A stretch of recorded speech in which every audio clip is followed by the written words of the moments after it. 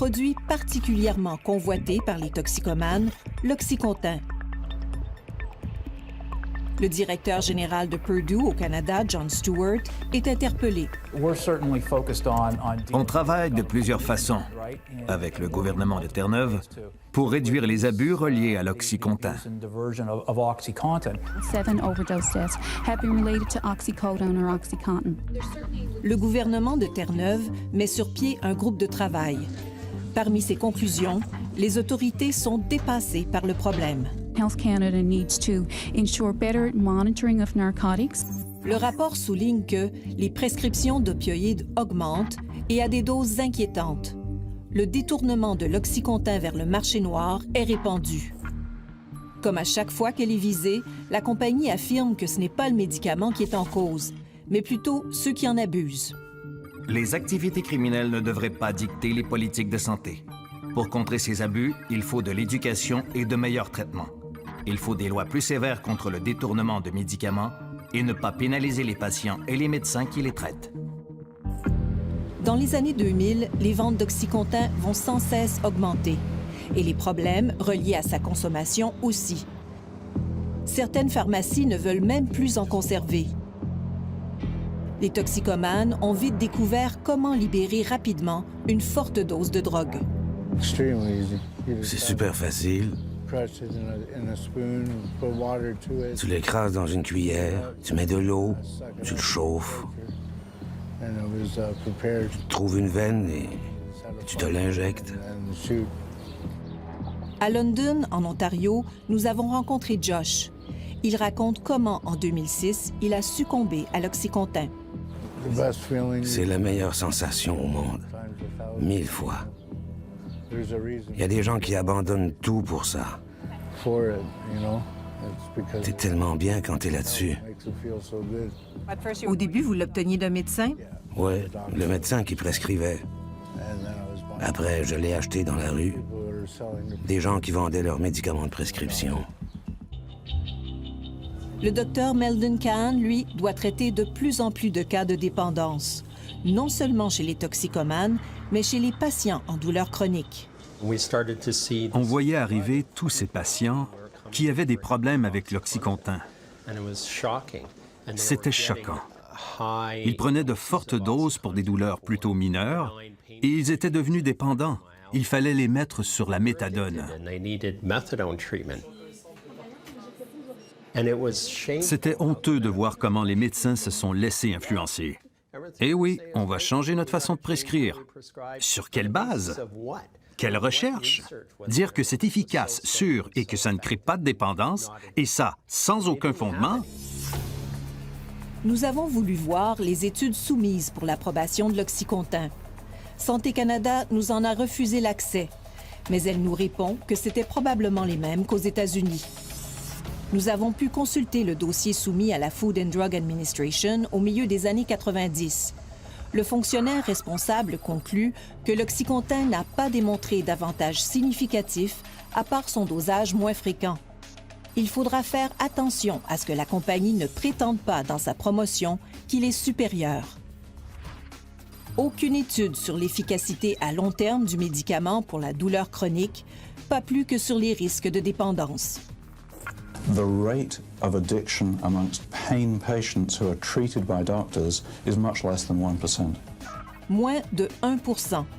Ce chiffre a été cité en référence pendant des années au Canada et aux États-Unis pour parler des risques de dépendance des opioïdes. Dire que c'était moins de 1 %, c'était vraiment malhonnête. C'était ridiculement bas. Ce n'était pas une étude faite par la compagnie, c'était dans un autre but, avec des patients hospitalisés. En 1999, le Dr Robbins de Chicago est approché par Purdue pour devenir un de ses conférenciers. Il nous révèle qu'elle a aussi financé une étude sur l'Oxycontin. Ils m'ont donné une petite subvention pour une étude rétrospective.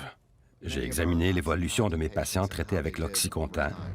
13 % d'entre eux avaient développé de la dépendance. Lorsqu'il communique ses résultats à Purdue, elle rompt tout contact avec lui. Le Dr Robbins va tout de même publier sa recherche dans une petite revue spécialisée. Ils m'ont bêtement laissé tomber. Drop me like a hot potato. Contactée à propos de cette étude, la compagnie aux États-Unis nous a dit qu'elle jugeait ces résultats inexacts parce qu'on n'y précisait pas suffisamment les critères pour définir la dépendance. Donc ça, ce sont des extraits de votre dossier médical. Okay. On a un petit peu ici là, tout votre historique. Là. Okay. Différents médicaments que vous preniez. Après son accident, les douleurs au dos de Jean-Pierre Girard s'aggravent. Il subit plusieurs opérations. Son médecin lui fait essayer différents opioïdes, dont l'Oxycontin. Quand il changeait de sorte, il me disait, regarde Jean-Pierre, c'est une autre sorte, oui, tu vois, mais ça fait la même affaire parce que c'est un dérivé de morphine. Puis là, il m'avait expliqué le pourquoi il faisait ça, parce que mon corps s'habituait trop vite. Puis il voulait pas monter les doses trop vite, mais on s'est ramassé avec des doses de fou, là. Vous lui faisiez confiance? Oui. Oui. Puis encore aujourd'hui, je fais confiance entièrement. Là. Chaque fois, il tolère des doses de plus en plus fortes. Pas le droit de chauffer parce que je tombais endormi au volant. Je tombais endormi, je parlais, on avait des amis qui venaient, je tombais endormi en jasant. Comme ça, là, paf. Debout au comptoir, je suis en train de regarder le cadeau que je donne à ma femme. Là, je dors. Vous me voyez le dos, là? Oui, on voit. Vous êtes tombé endormi debout, là, ouais, comme ça. Comme ça. Puis là, votre femme, elle avait tout filmé ça parce que... Bien, c'est parce que la CSST ne croyait pas que je tombais endormi comme ça. Son médecin est inquiet et ne veut plus augmenter ses doses. Il dit, Jean-Pierre, il faut arrêter parce que le cœur va lâcher. J'ai peur que tu fasses une crise de cœur. J'ai demandé pourquoi. Il dit, la dose que tu prends, on donnerait ça à un cheval de travail, il tomberait.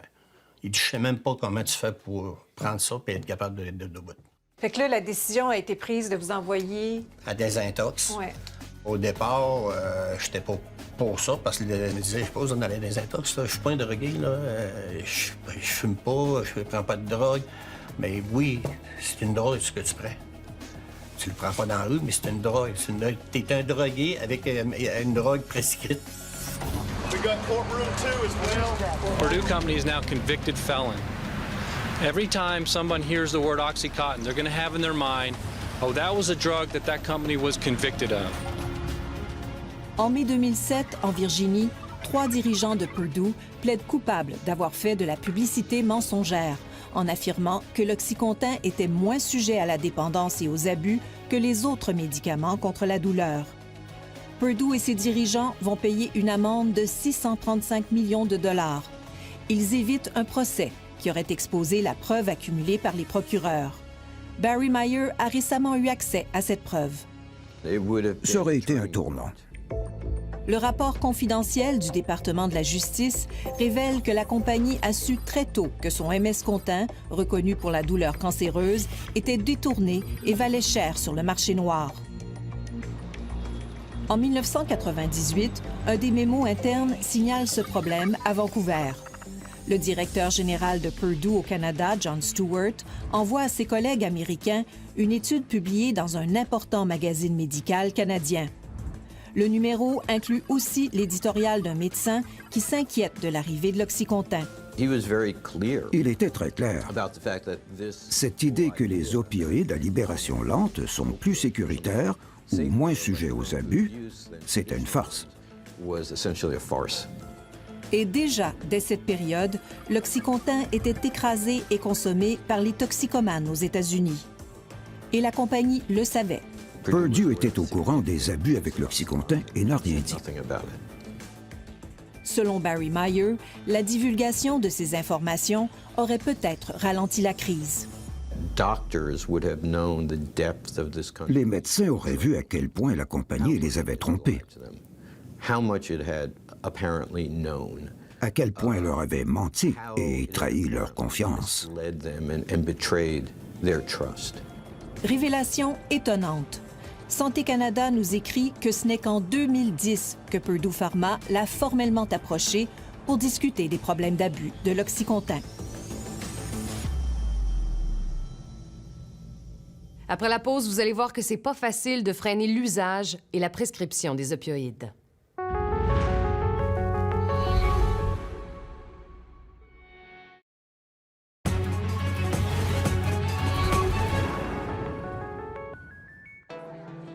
Mai 2018, la Société canadienne de la douleur tient son congrès annuel à Montréal.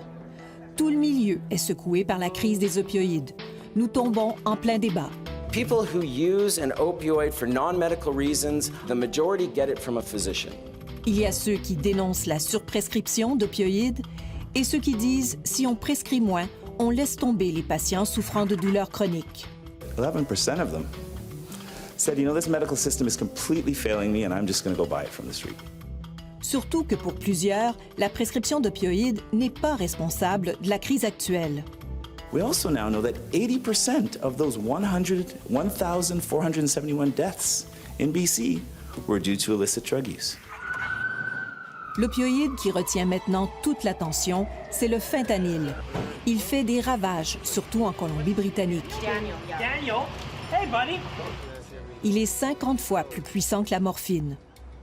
On parle ici surtout du fentanyl illégal venu de la Chine, pas de celui obtenu sous ordonnance.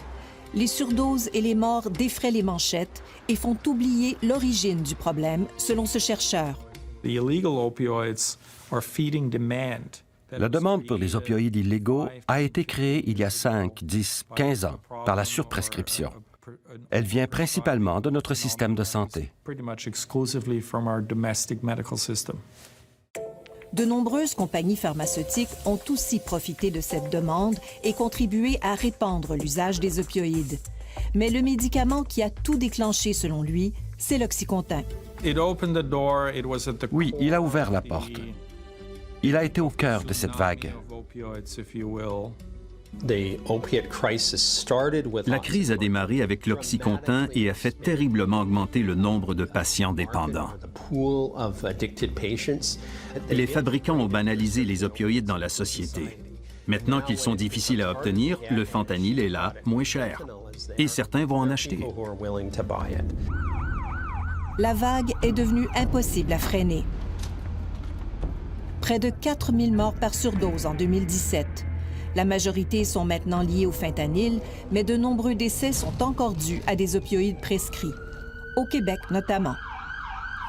D'abord, les opioïdes ne devraient pas être le premier choix pour le traitement de la douleur chronique non cancéreuse. Au congrès de la Société canadienne de la douleur, Jason Bosse présente les toutes dernières lignes directrices canadiennes concernant la prescription d'opioïdes. Elles sont beaucoup plus restrictives. On recommande un dosage maximum beaucoup plus bas pour les patients qui débutent. Mais la recommandation la plus controversée, on suggère aux médecins dont les patients prennent déjà de fortes quantités d'opioïdes de les inciter à diminuer leur dose, quitte à potentiellement arrêter le traitement. Plus les doses sont élevées, plus il y a de risques. Ce président d'une association de patients n'est pas d'accord. Certains patients prennent ces médicaments pour la douleur depuis plus de 20 ans. Ils vont bien, peut-être qu'ils travaillent ou sont très actifs. Et il faudrait leur enlever ça. Le maximum recommandé est de 90 mg par jour. Pour vous donner une idée, Jean-Pierre Girard a déjà pris l'équivalent de 19 fois cette dose. Mais pour revenir à des doses moins risquées, le défi est colossal pour les médecins traitants comme pour les patients. Jean-Pierre Girard va mieux, mais il a traversé toute une épreuve, la désintoxication. On était 27 quand j'étais là, puis j'ai vu toutes sortes de monde, là. Puis il n'y en avait pas un qui c'est à cause des médicaments, là. Fait que quand on se rencontrait, le petit groupe, ça m'a pris 2 semaines à être capable, avant de dire un mot. Moi, je disais, je n'ai rien à dire, ça. Pas d'affaire d'être titre, moi, là.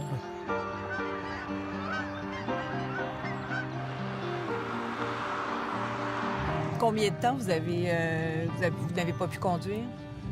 2 ans, peut-être proche de 3 ans. Il a fallu à chaque fois que je descende à Montréal dans mes rendez-vous, ça me prenait un conducteur avec moi. Après son sevrage à la méthadone, on lui a prescrit un traitement semblable qu'il prend depuis 5 ans. Je pense que c'est important de le préciser, c'est pas de la drogue. Ce sont des médicaments de substitution. La docteure Marie-Ève Morin reçoit de plus en plus de patients comme Jean-Pierre dans sa clinique de Montréal. Ces dernières années, 3 personnes sur 4 viennent la voir pour une dépendance à des opioïdes prescrits. Vous êtes obligé de refuser des patients? Ben oui, ou encore, on essaie de prendre une entente avec le médecin qui nous réfère le patient pour dire, nous, on va l'induire, on va débuter le traitement et ensuite, on va vous laisser continuer le suivi. Des fois, ça fonctionne, des fois, ça fonctionne pas. Mais ce qui est sûr, en fait, c'est que les opiomanes, si on les soigne pas rapidement, il y en a qui meurent, en fait. C'est ça, c'est qu'on les perd, ces patients-là. Un moment de recueillement, digne de la trace qu'ont laissé en nous nos proches chers disparus. Ben, moi, ça me fait un peu honte. Comment ça que j'ai pas su que je l'habituerais? Danielle sait ce que c'est que d'être privée soudainement d'un opioïde. Serveuse dans un restaurant, elle avait développé un grave problème à l'épaule. Mais ses finances ne lui permettent pas de cesser de travailler. J'ai dit au médecin que je voulais pas arrêter. Il a commencé à me donner de la morphine comme ça. En attendant que je me fasse opérer, ça a pris 3 mois juste pour passer la résonance magnétique. Ensuite, ça a pris un bon 6 mois que je réussisse à me trouver le chirurgien pour m'opérer. Après l'opération, ben là, j'ai pris du diodyle parce que les opérations les plus douloureuses. Ça, j'ai pris du diodyle pendant à peu près 3 mois. Puis là, ben, je commençais à avoir moins mal. Fait que j'ai voulu arrêter. Là, ben, j'ai compris que je n'étais pas capable d'arrêter. Une fois sa prescription échue, Danielle se tourne vers le marché noir. Moi, c'était facile parce que je connaissais déjà quelqu'un qui en vendait. Sauf que je savais pas ce que je prenais souvent, par exemple. Il y a des fois que j'ai dormi longtemps. D'autres fois où je suis obligée d'en prendre plus parce que ça marchait pas. Mais la plupart du temps, je savais pas ce que je prenais. Elle finit par avoir une place en clinique. Elle est maintenant traitée pour sa dépendance. Pour venir en aide aux patients et aux toxicomanes, il ne suffira pas de diminuer les prescriptions d'opioïdes. Il faudra aussi des services supplémentaires pour les accompagner, même au Québec où le problème est moins criant. On a un taux de décès qui est dans les plus faibles, un taux d'hospitalisation qui est le plus faible. On a des taux de prescription aussi qui sont dans les plus faibles au Canada. Donc, on est un petit peu épargné de ça. Mais malgré tout, on voit quand même une hausse des décès et donc on est quand même préoccupé par la situation. L'experte en traitement de la douleur, la Dr Aline Boulanger, a collaboré avec plusieurs compagnies, dont Purdue Pharma. Dans le passé, elle a appelé à un usage plus répandu des opioïdes pour traiter la douleur chronique, ce que plusieurs médecins remettent en question maintenant. Est-ce que vous partagez ce même genre de réflexion-là, a fortiori? Là? Écoutez, un patient qui développerait un trouble d'usage, c'est un patient de trop. Okay? Donc, il est clair que si j'ai des patients qui présentent des troubles d'usage, malheureusement, oui, je vais être déçue. Elle dirige la clinique antidouleur du Centre hospitalier universitaire de Montréal. Sur le site Internet de votre clinique de la douleur du CHUM, on lisait récemment « La dépendance est rare quand l'opiacé sert à soulager la douleur ». Est-ce que c'est juste ça? Bien, je suis malheureuse si c'est encore là-dessus sur notre site. OK, ça l'était récemment, peut-être il y a quelques mois. C'est possible. On a longtemps cru que quand on avait de la douleur, qu'il n'y avait pratiquement pas de chance de développer un abus ou une toxicomanie. Cette affirmation a longtemps été l'un des arguments de vente de l'Oxycontin. Est-ce que la compagnie disait ça? Je voudrais pas qu'on démonise les compagnies pharmaceutiques. Je pense pas que c'est eux plus qu'un autre qui le disait. Je crois qu'on avait cette impression-là que la douleur pouvait prévenir l'apparition de la toxicomanie. C'est une impression qui a évolué. Le fait d'avoir une douleur ne met pas la personne à l'abri d'une éventuelle toxicomanie. Le comité de Jason Busse établit à 5,5 % le risque de développer une dépendance aux opioïdes dans les cas de douleurs chroniques. Pas moins de 1 %, le chiffre cité pendant des années. Une personne sur 20, ça me paraît un nombre important. La Société canadienne de la douleur, associée dans le passé à Purdue Pharma, souhaite maintenant prendre ses distances. Il faut éviter que l'histoire se répète. On a appris des liens trop étroits de certaines associations médicales avec les compagnies pharmaceutiques, surtout en ce qui concerne les opioïdes. Il nous faut garder une distance. En attendant, on constate que Purdue Pharma est toujours l'un des principaux commanditaires du Congrès. Pour mettre fin à cette dépendance, la présidente souhaiterait plus de financement des gouvernements. pour qu'on puisse se priver de l'aide des pharmaceutiques, car ça a été un vrai gâchis.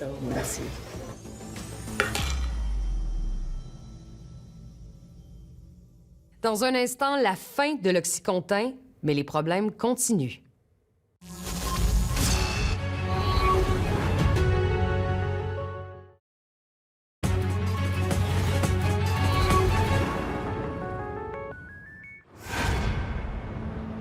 London, en Ontario. Cette ville, au passé industriel florissant, affiche partout son déclin. Aux problèmes socio-économiques s'ajoutent ceux de la consommation de drogue, nous dit le responsable du bureau de santé de la ville. Ici, ce sont les opioïdes de prescription qui sont les plus courants. C'est notre principale source de problème. On a entre 3 et 6 000 utilisateurs de drogue par injection. En 2011, la ville vit un pic de mortalité. Les ventes de l'Oxycontin sont alors à leur sommet. C'est ce médicament qui fait le plus de victimes. 1 an plus tard, Purdue Pharma lance une nouvelle version de l'Oxycontin, l'Oxyneo, un comprimé moins facile à écraser. L'Oxyneo est un bon produit, mais le moment choisi pour le lancer n'est pas dû au hasard. Le brevet de l'Oxycontin arrivait à échéance et les génériques allaient être commercialisés. La compagnie se livre à un lobbying intense à Ottawa pour empêcher ses compétiteurs de lancer des génériques de son vieil Oxycontin. Dans l'intérêt public, dit-elle. Finalement, Ottawa ne cède pas et autorise les génériques. De plus, le nouvel Oxyneo ne sera pas remboursé, sauf exception, par la majorité des provinces. Il sera moins prescrit et moins présent dans la rue. Les gens l'ont remplacé par un autre opioïde, le plus répandu étant l'hydromorphe-contin. Et l'hydromorphe-contin est un autre opioïde à libération lente de Purdue Pharma, pour lequel il y a tout un marché. Pour un 12 mg d'hydromorphe-contin, c'est 25 $. La ville de London a dû ouvrir l'an dernier un centre temporaire d'injection supervisée. Trevor, un habitué, nous a décrit sa dure réalité. J'ai pas d'emploi. Ce que je fais à longueur de journée, c'est trouver de l'argent pour acheter ma dose. So if you cook it with hydros, when you crush the beads down, it creates a magnet for germs. So we want you to have a proper pill crusher to crush it with.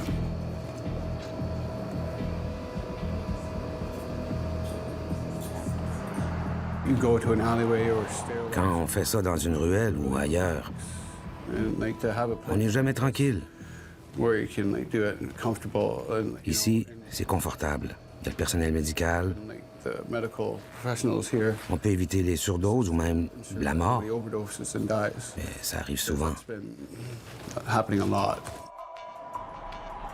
L'hydromorphe-contin est maintenant l'opioïde impliqué dans le plus grand nombre de décès à London. Et une équipe de médecins a découvert qu'il fait aussi courir d'autres risques aux toxicomanes. Le médicament ne se dissout pas bien dans l'eau. Il est fait pour se dissoudre lentement dans l'estomac. Après la première injection, il reste environ 45 % de la substance.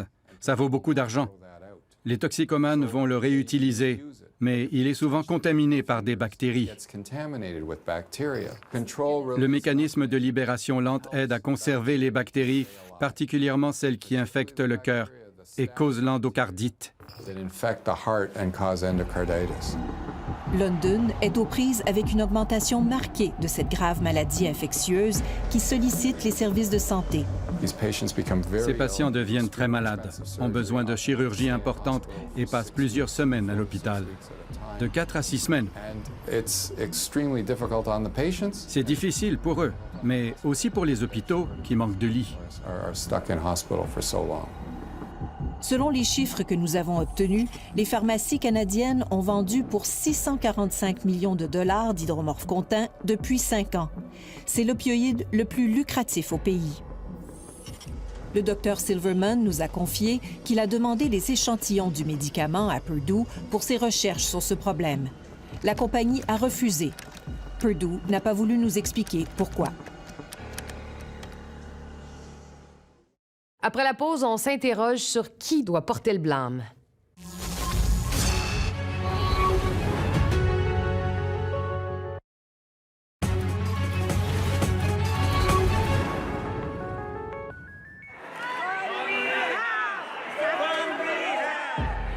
En mars dernier, des manifestants envahissent le Metropolitan Museum of Art de New York. Cette aile du musée a été financée par la famille Sackler qui a fondé Purdue Pharma. Les Sackler sont de grands philanthropes.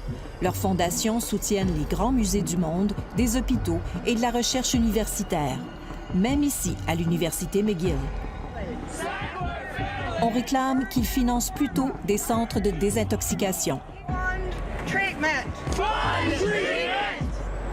Aux États-Unis, la compagnie Purdue fait l'objet de plusieurs centaines de poursuites. Des plaintes qui ciblent aussi les autres fabricants et distributeurs d'opioïdes. Au Canada, la compagnie a plutôt été à l'abri de la tourmente, à l'exception d'un recours collectif lancé dans 4 provinces que Purdue a accepté l'an dernier de régler pour 20 millions de dollars, tout en admettant aucune faute. Mais 20 millions, seulement 2 millions s'en va aux provinces. Écoutez, chaque année, juste le coût dans les urgences des empoisonnements dus aux opioïdes, on parle de dizaines de millions par année dans les provinces, dans les urgences d'hôpital. Mais un juge de la Saskatchewan a refusé d'entériner l'entente. Il a estimé le dédommagement insuffisant pour les victimes comme pour les provinces. Les compagnies pharmaceutiques doivent prendre leurs responsabilités et faire passer la vie des gens avant le profit. Et les pressions s'accentuent au pays. La Colombie-Britannique vient de lancer une poursuite contre une quarantaine de fabricants et distributeurs d'opioïdes, dont Purdue Pharma, pour récupérer les coûts associés à la crise. Un groupe de chercheurs presse Ottawa de lancer une enquête criminelle contre Purdue. S'ils obtenaient gain de cause, ce serait une première, selon cet expert. Jusqu'à présent, Santé Canada n'a jamais poursuivi, il n'y a jamais un exécutif d'une compagnie pharmaceutique qui s'est retrouvé en prison au Canada ou quoi que ce soit pour des pratiques problématiques. Santé Canada nous a dit qu'elle n'écarte pas la possibilité de porter des accusations criminelles pour des comportements inappropriés du passé. Elle ajoute que des lois plus fortes sont maintenant en place pour lui permettre de le faire. Suite à nos nombreuses questions, Purdue Canada nous a transmis un bref courriel. Elle se dit très préoccupée par la crise. Elle souligne s'être toujours fait un point d'honneur de respecter les règles et les lois canadiennes. Elle a annoncé qu'elle développe un traitement d'urgence pour les surdoses d'opioïdes. Il constitue une autre mesure concrète dans nos efforts visant à répondre à ce grave problème de santé publique qui se pose aux Canadiens. Ce grave problème que Purdue a elle-même contribué à créer. La compagnie occupe toujours le tiers du marché des opioïdes au Canada. Le Dr Kahan croit que Santé Canada a aussi sa part de blâme. En 2009, il lui a écrit pour se plaindre d'inexactitudes dans la documentation accompagnant l'Oxycontin.